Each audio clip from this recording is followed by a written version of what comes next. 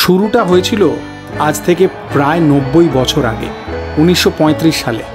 আর আজ এই 2024 সালে এসে দাঁড়িয়েও তৃপ্তি বার অ্যান্ড রেস্টুরেন্টের গৌরব এক্কেবারে অমলিন। শোনা যায় বাংলা চলচ্চিত্র শিল্পের বহু ব্যক্তিত্বরা একসময় এখানে আসতেন। শনিবারের এক সন্ধেবেলায় আমিও পৌঁছে গিয়েছিলাম এবং পুরনো কলকাতার গন্ধ গায়মাখা বাঙালির চিরন্তন আড্ডার সাক্ষী হয়েছিলাম তৃপ্তি বার অ্যান্ড রেস্টুরেন্টের দারুণ সব খাবার এবং পানীয় সহযোগে। চলে আসুন, আজ আপনাদের সাথে এখানেই আড্ডা দেওয়া যাক।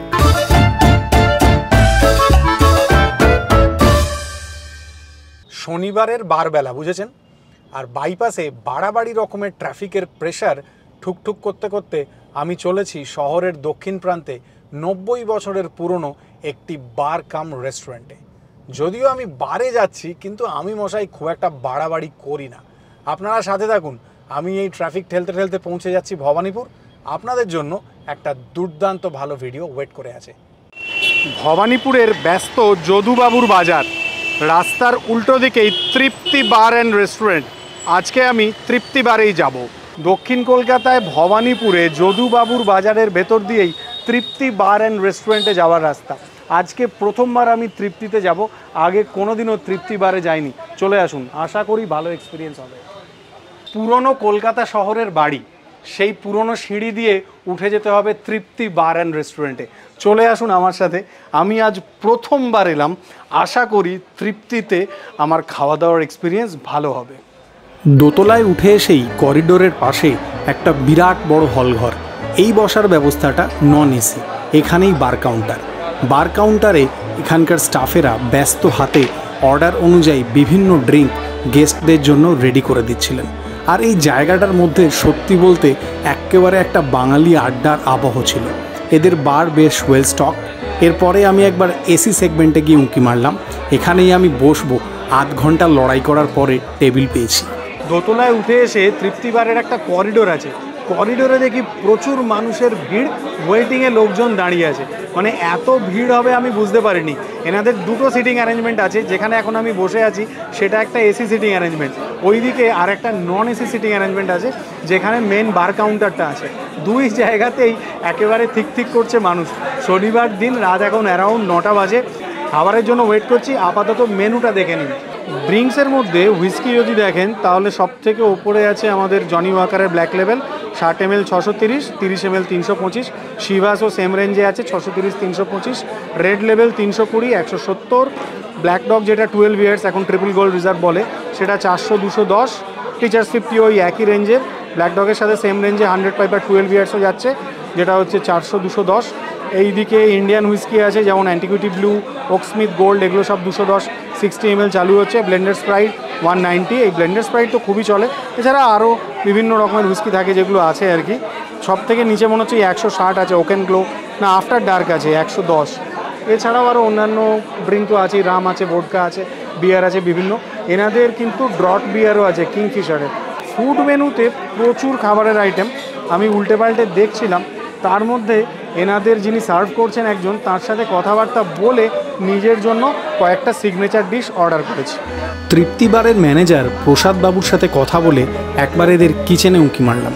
ব্যস্ত কিচেন, এবং সব থেকে বেশি যেটা রেডি হচ্ছিল সেটা ফিশ ফিঙ্গার। পাশেই একজন কারিগর বসে ফিশ ফিঙ্গার বানাচ্ছিলেন। একটা বড় কড়াইতে ফিশ ফিঙ্গার ভাজা হচ্ছিল। বুঝলাম এর কাটতি আছে।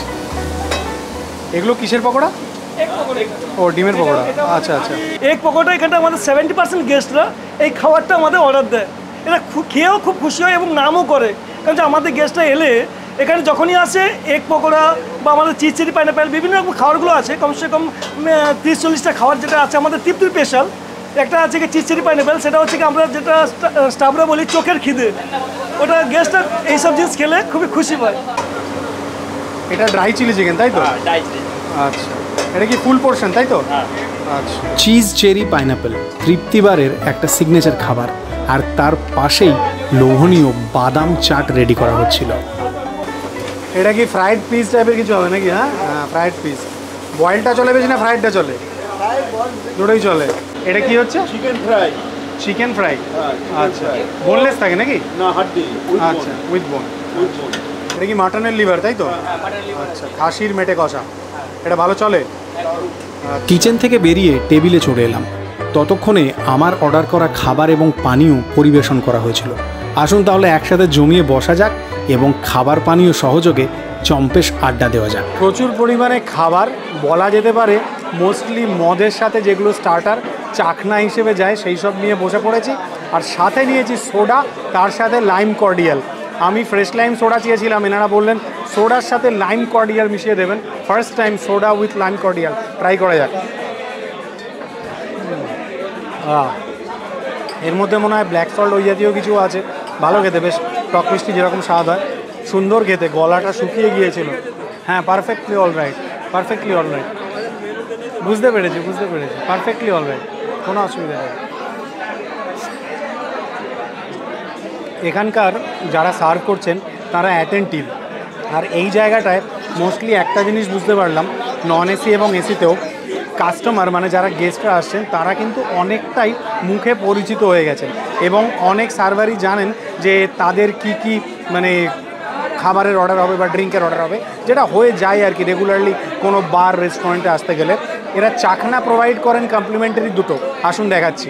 আদি অকৃত্রিম ঝুড়ি ভাজা, তার সাথে বাদাম আছে, চিনে বাদাম, ব্ল্যাক সল্ট, তার সাথে এরকম স্লাইসেস অফ অনিয়ন আর ginger julienne. Fish finger try করা যাক। এখানে ফিশ ফিঙ্গার দুর্দান্ত বিক্রি হচ্ছিল। এই রকম মাছ আছে ভেতরে, আহা, বাইরের কোটিংটা মোটামুটি পাতলাই বলা যেতে পারে। কাসুন্দিতে ডুবিয়ে ফিশ ফিঙ্গারটা ট্রাই করা যাক। ভালো খেতে। মাছটাকে যে মাখিয়ে টাকিয়ে রেখেছিল মশলায়, তার স্বাদ আছে, বেশ ভালো খেতে। কাসুন্দি দিয়ে খেতে জব্বল লাগছে। এর সাথে নিজের পছন্দের কোনো ড্রিঙ্ক অর্ডার করবেন। সাধারণত এই মাছের আইটেমগুলো বিয়ারের সাথে, হুইস্কির সাথে, রামের সাথে দুর্দান্ত যায়। ভডকা জিনের সাথে এরকম ফ্রায়েড মাছের আইটেম যায় কিনা আমি জানি না। এটা মশাই ভডকা বা জিন নয়। আগের দিন আপনারা অনেকে কমেন্ট করেছিলেন। আমি যেদিনকে ঘোমটা খুলে খ্যামটা নাচতে হবে সেদিনকে এমনিই নাচবো, ঘোমটা পরে নাচবো না। ফিশ ফিঙ্গারটা ভালো খেতে, good one. Cheese cherry pineapple, এরকমভাবে আইস বেডে ব্যাপারটাকে দেওয়া হয়েছে। ওপরে চেরি, মাঝখানে পাইনাপল, আর একদম নিচে হচ্ছে চিজের টুকরো। রেগুলারলি যারা ড্রিঙ্কের জন্য আসেন তাদের কাছে কিন্তু কিছু মানে স্পেসিফিক খাবারের মেনু আছে। তার মধ্যে যদি কেউ একদম হালকা কিছু ড্রিঙ্কের সাথে নিতে চায়, এই চিজ চেরি পাইনাপলটা একটা সিগনেচার আইটেম।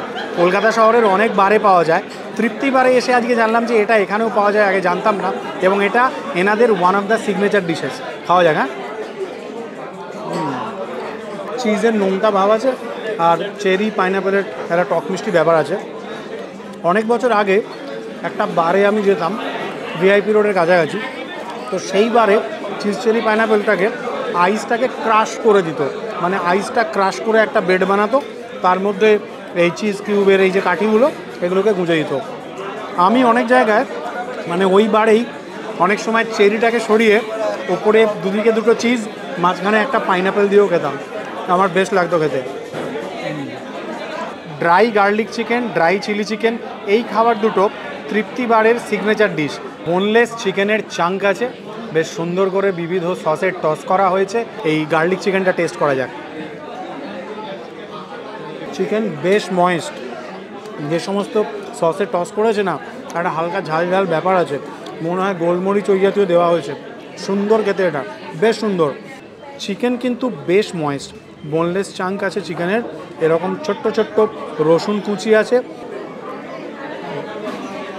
এই গার্লিক চিকেনটা না ড্রিঙ্কের সাথে জমে যাবে, মানে ঝাল ঝাল দুর্দান্ত, আর গার্লিকের রসুনের সুগন্ধ ফাটাফাটি খেতে, ড্রিঙ্কের সাথে জম্পেশ লাগবে। খাসির মেটে চচ্চড়ি, মাটন লিভার কারি, এই আইটেমটা তৃপ্তিতে নাকি দুর্দান্ত চলে। 10-12 পিস থাকে, একটা মশলাদার গ্রেভিতে একেবারে মাখো মাখো করা আছে। ট্রাই করা যাক। ঝাল ঝাল মশলাদার ব্যাপার আছে এই মাখো মাখো গ্রেভিটার মধ্যে। আর মেটে কেমন খেতে হয় সেটা আপনারা সবাই জানেন। ওপরে ধনেপাতা দেওয়া হয়েছিল, সুন্দর। মেটেটার বেশ একটা কচকচে ব্যাপার আছে। খাসির মেটে সুন্দর করে মশলায় কষিয়ে রান্না করেছে, একটা হালকা ঝাল ঝাল ব্যাপার আছে, সব মিলিয়ে খেতে দারুণ। এটা ড্রিঙ্কের সাথেও ভালো লাগবে, অনেকেই নেন এমন শুনলাম। এই আইটেমটা রুটি বা পরোটা দিয়েও জব্বর লাগবে। এখানে রুটি হয় না, পরোটা হয়। ম্যানেজারবাবু বলছিলেন উনি ব্যস্ত আছেন, ওনার সাথে পরে কথা বলবো। এই মেটে কষাটা দারুণ খেতে লাগলো আমার। সুরা জিনিসটা মশাই সেই পুরাকাল থেকেই চলছে, তাই সুরাকে নতুন করে প্রমোট করার কিছু নেই। আজকে প্রথমবারের মতো তৃপ্তি বার অ্যান্ড রেস্টুরেন্টে এসে যে কটা খাবার আমি ট্রাই করেছি, সত্যি কথা বলছি আমার দারুণ লেগেছে। ব্যক্তিগত পছন্দ যদি বলি তাহলে এই চিজ চেরি পাইনাপেলটা এবং লাস্টে এই মেটে চচ্চড়িটা একদম আইসিং অন দ্য কেক ছিল। এইখানকার ভাইবটা আমার দারুণ লেগেছে। আমি ব্যক্তিগতভাবে এখানে কখনো আসতে চাইবো আরও একবার অফ ক্যামেরা। প্রথমে তো প্রসাদবাবু আপনাকে অনেক থ্যাঙ্কস যে আপনি একটা বিজি টাইমে শনিবার দিন রাতে শ্যুট অ্যালাউ করেছেন। দ্বিতীয়ত আর একটা বড় থ্যাঙ্কস, সেটা হচ্ছে যে মেটে চচ্চড়িটা যেটা আপনি রেকমেন্ড করেছিলেন, ওটা আমার দারুণ লেগেছে। আমি দেখছিলাম ওই কিচেনে রাইস টাইসও রেডি হচ্ছে, ফ্রায়েড রাইস, ওগুলোও কি চলে এখানে? হ্যাঁ, আমাদের রাইস, চাউমিন আচ্ছা ব্যাপকভাবে চলে, তার সঙ্গে পরোটা আচ্ছা ব্যাপকভাবে চলে। আচ্ছা, মানে মানুষজন ডিনার করে যায়? হ্যাঁ হ্যাঁ, দুপুরবেলা অনেকে। আচ্ছা, দুপুরবেলা লাঞ্চও লাঞ্চও হয়। আচ্ছা, একটু আমাকে বলুন যে এই টাইমিংটা কীরকম কী আছে? আমার সকাল 11টার সময় খুলি, আচ্ছা, রাত 11:30টায় লাস্ট দিন বন্ধ। আচ্ছা, 12টার মধ্যে হল ছিল। ড্রাইডে ছাড়া প্রত্যেক দিন? আর প্রত্যেক দিন। সবচেয়ে বড় কথা হচ্ছে যে এই বারটা হচ্ছে 1932 সালে। হ্যাঁ হ্যাঁ, 80-81 বছর, 90 বছর হয়ে যেতে চললো প্রায়। এবার এখানে আমার যারা সিনিয়র মানে আগে ছিল, আমি তো 20 বছর আছি এখানে। আপনি কতদিন আছেন? আমি 20 বছর। 20 বছর? প্রায় 20 আচ্ছা বছর। আচ্ছা আচ্ছা।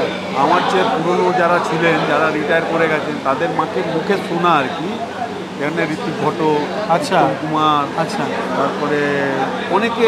হ্যাঁ, এটা আমি শুনেছি যে সেই সময়কার বাংলা ছবির অনেক মানে স্টলওয়ার্ড মানুষজন এখানে আসতেন। এখানে এই জায়গাগুলো সোফা ছিল, সোফায় এসে বসতেন। আচ্ছা আচ্ছা। অনেক বাঙালি বাবু ধুতি পরে বাবু আসতেন। এমনি আপনাদের এই জায়গাটার এনভায়রনমেন্টের মধ্যে একটা বাঙালি ব্যাপার আছে, পুরো বাঙালি আড্ডার ব্যাপার আছে। মানে মানুষজন যারা আসছেন অনেকে রেগুলার, মানে কেউ বেহেড হচ্ছে না বা কিছু ব্যাপার নেই, মানে খুব ডিসিপ্লিনড ব্যাপারটা আমি দেখলাম এখানে। দারুণ, থ্যাংক ইউ চান্স দেওয়ার জন্য আজ এখানে ভিডিও করার জন্য। Thank you so much. একটু নেশা বেসামাল কথা জড়িয়ে যাচ্ছে বাড়ি ফেরার পা, তাই কিনে নিল সোমনাথ নেশার অজুহাতে খ্যাপা শহরের রাস্তাঘাট। ভুলতে চাইছে সকলের যন্ত্রণা, কত স্বপ্ন হয়ে যাচ্ছে বেহাত। কিছুক্ষণের জন্য তাই নামছে শহরে ভুলে থাকার একটা খ্যাপারাত। শ্রদ্ধেয় শ্রী অঞ্জন দত্তের বিখ্যাত গান। কোন গান যদি জানেন ইচ্ছে হলে কমেন্টে লিখতে পারেন, না হলে খ্যাপারাত আসছে, ঘুমিয়ে পড়ুন। টাটা, ভালো থাকবেন। আরে দাঁড়ান, যাওয়ার আগে আর একটা জরুরি কথা। স্বয়ং মহানায়ক বলেছেন যে মদ্যপানে লিভার খারাপ হতে পারে কিন্তু চরিত্র কখনো খারাপ হয় না। আর আপনারা তো সবাই বুদ্ধিমান বিবেচক মানুষ, আপনারা জানেন যে ড্রিঙ্ক রেসপন্সিবলি।